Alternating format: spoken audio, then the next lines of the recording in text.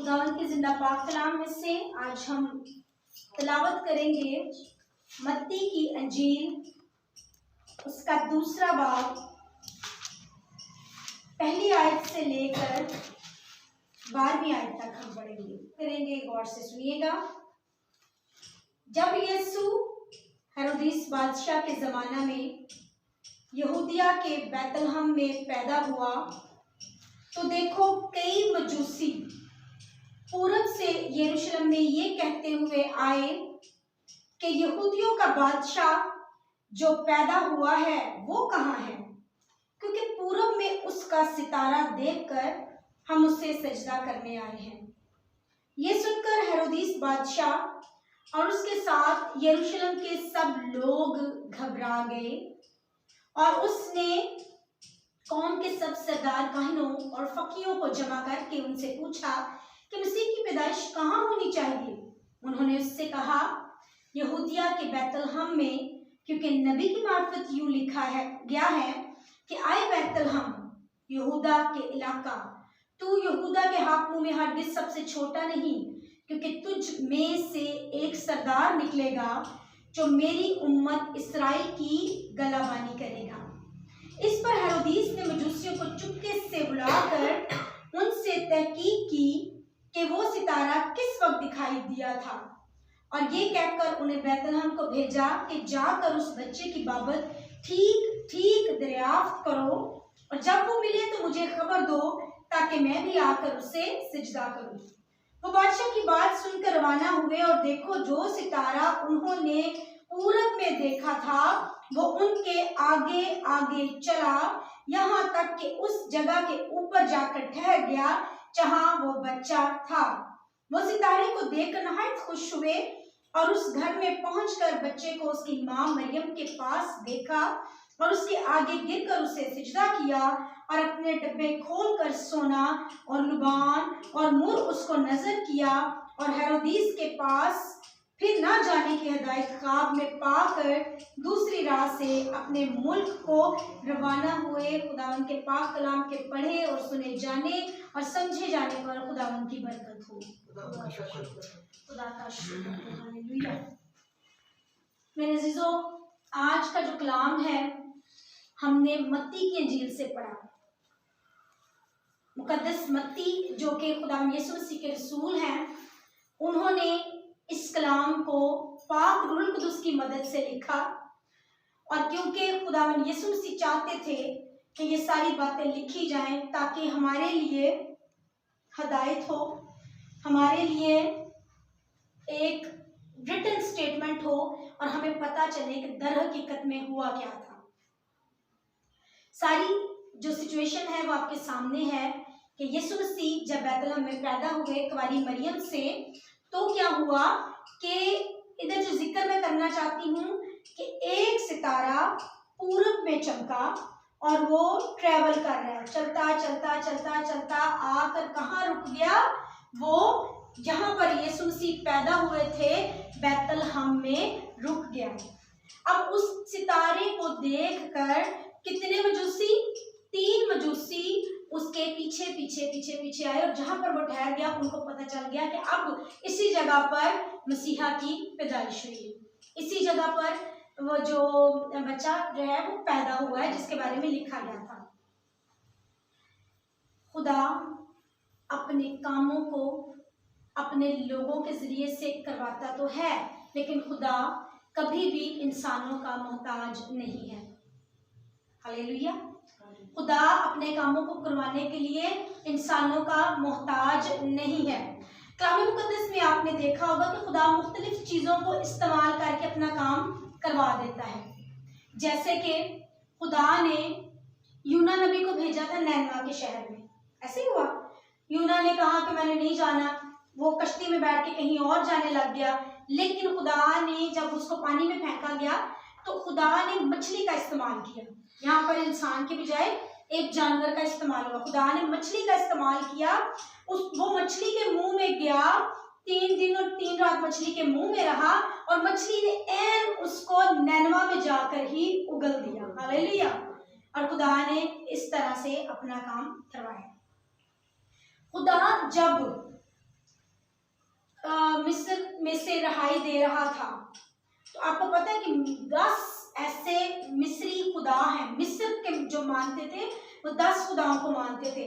खुदा ने 10 आफात मिस्र पर भेजी और ये दिखाया कि ये जो तुम्हारे खुदा हैं उन पर मैं कादिर हूँ, मेरे अख्तियार उन पर है। खुदा ने अलामात के जरिए से, खुदा ने आफतों के जरिए से उनको बताया कि मैं ही जिंदा खुदा हूँ और मेरे ये हाथ की बनाई हुई चीजें हैं जिन्हें तुम पूजते हो और मेरा अख्तियार इन पर है। खुदा ने जब वो रात को गुजरते थे बियाबान में से, तो खुदा क्या करता था? खुदा आग के सतून में से होकर उनके साथ साथ चलता था। फिर खुदा ने चीज को इस्तेमाल किया, आग को, कि आग के सतून के जरिए उसने बताया कि मैं तुम्हारे साथ हूँ। दिन के वक्त वो बादल की सूरत में उन पर साया करके उनके साथ साथ चलता था। मैंने ये मूवी देखी थी, उन्होंने जब फिल्म आया तो जैसे जैसे वो चलते थे उनके ऊपर एक बदली सी ऐसे करके ऊपर ऊपर चलती थी, जहां जहां वो मुड़ते थे वहां वो मुड़ती थी। इस तरह खुदा उनके साथ साथ रहा। अब जब हम लोग कहते हैं कि हमें खुदावंद ने कहा कि जाओ और कौमों में मेरी मनादी करो, जाओ जमीन की इंतहा तक तुम मेरे गवाह ठहरो, तो क्या हुआ? जब हम लोग अपना काम नहीं करते, हम यीशु मसीह की गवाही नहीं देते, तो क्या होता है कि खुदा हमारा मोहताज नहीं, खुदा हमारी जगह पे किसी और को खड़ा कर लेता है, किसी और चीज को यूज कर लेता है। अब खुदा ने गैर कौम में से क्या किया कि 3 मजूसी, वो गैर कौम के लोग थे, वो यहूदी नहीं थे, 3 मजूसी थे जो गैर कौम से थे, और वो उधर आकर उनको बता रहे हैं कि यहाँ पर एक बादशाह पैदा हुआ है। हालांकि ये यहूदियों को पता था, ये ओल्ड टेस्टामेंट में लिखा हुआ है, ये पुराने नामे में लिखा हुआ था। यीशु मसीह बाइबल मुकद्दस के, ये कलाम मुकद्दस के 2 हिस्से हैं, आप सब जानते हो, एक नया अहदनामा और एक पुराना अहदनामा। अब जो नया अहदनामा, पुराना अहदनामा है, उसमें यीशु मसीह के आने की तमाम खबर है कि वो आने वाला है, मसीहा आएगा। हर जगह पे यसाया की किताब में कि उसकी जो सल्तनत होगी उसका कभी आखिर ना होगा, ये सारी चीजें। आगे जो नया नामा है उसमें यीशु मसीह आते हैं, उनके मौजज़ात, उनकी जिंदगी, उनका मरना जी उठना और दोबारा आने के बारे में, यानी कि पूरी जो बाइबल मुकद्दस है वो सारी है वो यीशु के गिर्द घूमती है। ऐसे ही है, अब जो लोग कलाम मुकद्दस को पढ़ते थे यहूदी, और उनको पता था कि मसीहा आने वाला है, दाऊद की नस्ल से एक बादशाह पैदा होने वाला है। अब बजाय ये कि वो इंतजार करते, वो ढूंढते, गैर कौम के गैर लोग 3 आकर उनको बता रहे हैं कि यहूदा के बैतलहम में एक बादशाह पैदा हुआ है। इसका क्या मतलब है कि खुदा ने फिर किसी और को इस्तेमाल कर लिया ये बताने के लिए कि मेरा बेटा या जहां का जो बादशाह है, 2 जहां का बल्कि जो बादशाह है, बादशाहों का जो बादशाह है वो पैदा हो चुका है। उसकी अलामत खुदा ने क्या की? उसकी अलामत खुदा ने ये दिखाई कि क्या कौन सी चीज उनकी रहनुमाई कर रही है। यानी जो पूरब से 3 मजूसिया थे उनकी कौन सी चीज रहनुमाई कर रही थी? सितारा। कौन सी चीज यीशु तक लेकर आई है? सितारा। कौन सी चीज? सितारा। सितारे तो हम सितारे हम रोज देखते हैं, आसमान की तरफ देखें बेशुमार सितारे हैं, लेकिन उस सितारे की क्या खास बात है कि वो सितारा लोगों को यीशु की तरफ लेकर आया और उसके बाद उस सितारे का काम खत्म हो गया। ऐसे ही जब हमें ऑर्डर दिया गया है कि मेरी खोई हुई भेड़ों को मेरे पास लाओ, मेरे लोगों को मेरे पास लाओ, उनके गवाह बनो, मेरे गवाह बनो, उनको गवाही दो, तो भाई हम कौन सी चीज करते हैं? हम सितारे का रोल या करैक्टर प्ले कर रहे हैं। हालेलुया। हम उस वक्त एक सितारे का रोल प्ले करते हैं, लेकिन हम क्या करते हैं कि जब हम लोग खिदमत में आते हैं, या मैं या बहुत सारे पास्टर्स जब खिदमत में आते हैं, तो फिर हम सुपरस्टार बनने की कोशिश करते हैं। हम कहते हैं कि लोगों की तवज्जो जो है वो हमारी तरफ हो, लोग हमें देखें, लोग हमारी बल्ले बल्ले करें, लोग हमारी प्रेज करें कि इसके बहुत अच्छा कलाम, इसका बहुत अच्छा सुनाने का तरीका, इसकी बहुत अच्छी ट्रांसलेशन, या जी वाह जी, और इसने ये शिफा दे दी, वो शिफा दे दी, हाथ रखा तो लोग से। इसका मतलब है कि हम अपने आप को बढ़ाने वाला सितारा बनना चाहते हैं, लेकिन यूहन्ना इस्तबारी कहता है कि मैं उसकी जूतियां खोलने के भी, जूती क्या तस्मा खोलने के भी लायक नहीं। क्या है कि बेहतर ये है कि मैं घटूं और वो बढ़े। हालेलुया। ये यूहन्ना इस्तबागी कहता है कि मैं घटूं और वो बढ़े।